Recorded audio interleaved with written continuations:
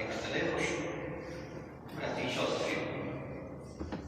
Ja veľmi vďačný vám za zaproszenie tak tej sumestnej malitwy, ale misionia Gospodu ďakujem za życie spačovateľa metropolita Filareta. U te dni veľmi slušná skazana, что это был человек дьявол. Сапраўды дьявол. Потому что про дьявола говорится veľmi шмат. Ale zwyczajna na samej sprawie my mamy do czynienia z dwojnym monologiem. Każdy mówi swoje i nam to gotowe odkryć swoje serce i rozum na drugowe.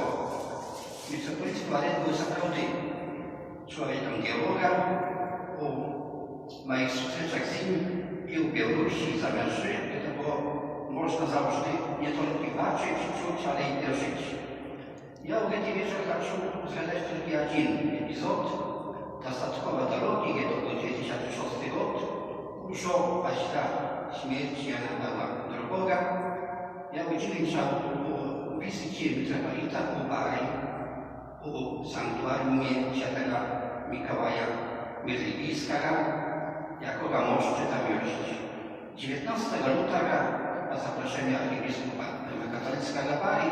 My byli razem rozmawiali o ekumenicznej wspólności na kont różnych wyklikał, na kont tego, na temu, czego nas uczyć, Święty Mikołaj.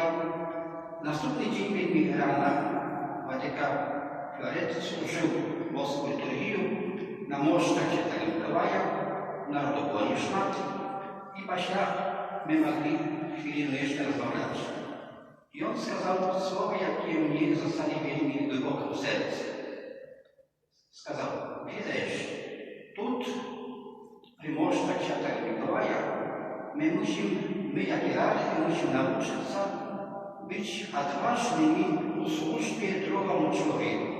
Niezależnie od tego, kto ją, odkąd przychodzić, kiedy przychodzi do nas z potrzebą, trzeba jemu odkazać z tej szczodrością, jaką my patrzyli u Świętego Mikołaja. Za te słowy i za to, że naprawdę metropolit Filaret szczodra był odkryty na drugiego człowieka, dziękuję Bogu, a jako nową duszę sprowadzają naszej modlitwy. Wieczna jego pamięć.